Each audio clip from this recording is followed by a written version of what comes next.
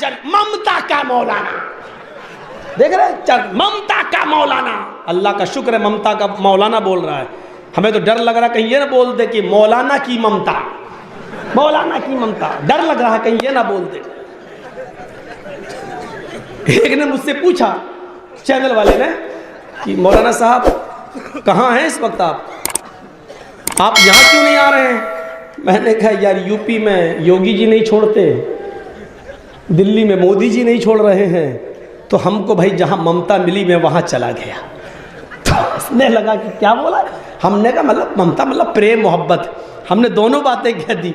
हमको जहाँ ममता मिली मतलब जहाँ ममता की दीदी है वहाँ हम चले गए, और ममता एक प्यार जहाँ मुझे प्यार मिला, जहाँ के लोगों ने मुझे बुलाया मैं वहाँ चला गया। कहने लगा मैं सब समझ रहा हूँ आप कहना क्या चाहते हैं। हमने कहा अल्लाह का शुक्र है कि अब बुद्धुओं को भी अकल आ गई है, अब मेरी बातें समझने लगे हैं। इतनी। अब बताइए ये क्या कहाँ छिपा है मौलाना। फिर मैंने उसकी खैर खबर ली। मैंने कहा कि जी हिंदुस्तान की एंकर पूछ रही है कहाँ छिपा है, किस बिल में? मोदी जी ने तेरी आंख में जो चश्मा लगाया है उससे तू अंधी हो गई है, तुझे दिख नहीं रहा है कि मैं कहाँ हूँ। अरे मैं आज भी बंगाल में हूँ, ममता के इलाके में हूँ। अपने आदमियों को भेज और देख मैं कहाँ हूँ। देख अब चश्मा ही तेरे ऊपर लग गया, तू अंधी हो गई, तो हम क्या करें। अब किसी का चश्मा तुझे अंधा करा दे तो अपनी आँख का ऑपरेशन कराओ। मोतियाबिंद हो गया हो तो ऑपरेशन कराओ। मौलवी जर्जीस कहीं नहीं छुपा है। अल्लाह का शुक्र है कि वो इसी हिंदुस्तान में है, अपने मुल्क में है, अपने देश में है, उस देश में है जिसको मुसलमान उलमा ने अपनी शहादत और अपनी कुर्बानी और फांसी के फंदों पर झूल कर इस देश को आजाद कराया। उस देश में हूं कि अगर हमारे मौलवियों ने इस देश को आजाद ना कराया होता तो मोदी जी भी इस देश के प्रधानमंत्री नहीं बन पाते। मोदी जी को शुक्रिया अदा करना चाहिए मुसलमान उलमा का, और हम मुसलमानों का एहसान मानना चाहिए कि अगर इन मुसलमानों ने अपनी खून की कुर्बानी ना दी होती तो ये कभी सपना नहीं देख पाते। मोहन भागवत कभी इनको प्रधानमंत्री नहीं बना पाता। ये हम मुसलमानों की मिरहने मिन्नत है, और ज़िंदगी भर हमेशा एहसान रहेगा मुसलमानों का मोदी जी के ऊपर।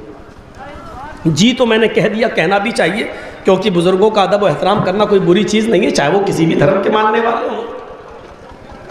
तो मेरे भाइयों ये एहसान तुम्हें मानना पड़ेगा। अगर हम मुसलमानों ने अपनी जान की कुर्बानियां ना दी होती तो ये देश आज़ाद नहीं होता, और देश आज़ाद ना होता तो अभी अंग्रेज़ हुकूमत कर रहे होते, और अंग्रेज़ हुकूमत कर रहे होते तो मोदी जी का नंबर आता नहीं। वो अभी प्लेटफार्म पे चाय बेच रहे होते, थोड़ी सी तरक्की करके पकौड़े वकौड़े तल रहे होते, इतना हो जाता। लेकिन देश के प्रधानमंत्री नहीं बन पाते। देश के प्रधानमंत्री बने तब कब जब देश को मुसलमानों ने अपना खून बहाकर आज़ाद कराया, लाखों उलमा ने कुर्बानियां दी। जब देश आज़ाद हुआ, और आज़ाद हुआ तो जमहूरी निज़ाम चला, और बाबा भीमराव अम्बेडकर के बनाए हुए कानून के मुताबिक एक नीची जात के आदमी को भी प्रधानमंत्री बनने का मौका मिला। ये मिला कब? जब मुसलमानों ने खून बहाकर इस देश को आज़ाद कराया। तो एहसान किसका हुआ? हम मुसलमानों का। लेकिन चलो हम माफ़ कर रहे हैं, मत मानो, क्योंकि तुम हकीकत का एतराफ़ कर नहीं पाओगे, और हकीकत है यही, हकीकत है यही। तो मेरे प्यारे साथियों थोड़ी सी बात आगे चलेगी। मैं कहना ये चाहता था कि 1 महीने के बाद हज़रत उमर फारूक रज़ी अल्लाह ताला अन्हु आए, और आने के बाद जब मीटिंग ली लोगों की, पूछा कैसे हालात है, लोगों ने बताया बहुत अच्छे, अमर इब्ने आस सही काम कर रहे हैं, कि हाँ काम सही कर रहे हैं। लेकिन वही छोटा सा बच्चा खड़ा हुआ और कहने लगा, अमीरुल मोमिनीन आप मदीने से आ रहे हैं जी, अगर आप मुझे इंसाफ दिला दें तो आपकी मेहरबानी होगी। कहा कि तुम कौन हो? कहा मैं एक यहूदी बाप का बेटा हूँ। इधर आओ। है अपना शहर है, मुसलमानों की बस्ती है, एक यहूदी बेटे को बुला रहे हैं। कौन? अमीरुल मोमिनीन। काश योगी जी भी कभी हमको बुलाते और इस प्यार से बिठा के बोलते, बताओ बेटा कोई तकलीफ़ तो नहीं है तुम्हें? बताओ ये देश सबका है, ये प्रदेश भी सबका है, तुम मुसलमान हो तो कोई आफत तो नहीं आ रही तुम्हारे ऊपर? काश इस तरीके से कोई पूछने वाला आज हमारे इस मुल्क में, इस देश में होता तो इस देश को सलामी दी जाती। हम तो सलामी वैसे भी देते हैं, कहाँ गद्दार लोग सलामी देंगे? जिन्होंने महात्मा गांधी को नहीं छोड़ा हो वो हमें छोड़ेंगे।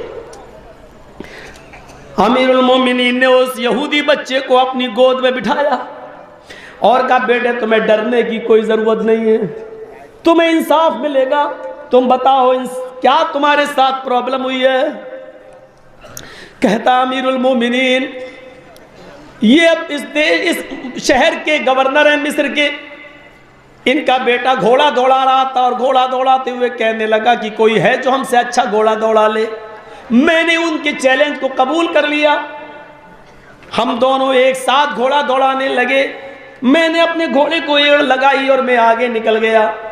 अमीरुल मोमिनीन मैं जीत गया, कोई पैसा शर्त नहीं लगाता, कोई रकम शर्त नहीं लगी थी, बस एक मुकाबला हो रहा था कि मेरा घोड़ा अच्छा कि तुम्हारा घोड़ा अच्छा, मैं अच्छा दौड़ा लेता हूं या आप। मेरा घोड़ा आगे निकल गया। जब ये हार गए तो ये उतरे और सबके सामने इन्होंने मेरे एक थप्पड़ मारा। मैंने कहा कि तुमने मुझे अकाल बिला सबब मारा है, तो इन्होंने कहा चुप रहो वरना एक और मार दूंगा।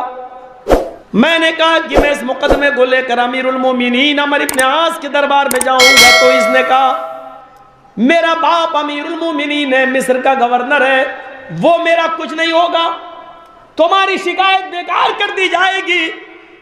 हजरत उमर फारूक ने अमर इब्न आस की तरफ नजर डाली। उमर फारूक की नजर का अंदाजा लगा सकते हैं आप। हजरत उमर फारूक ने जब अमर इब्न आस की तरफ नजर डाली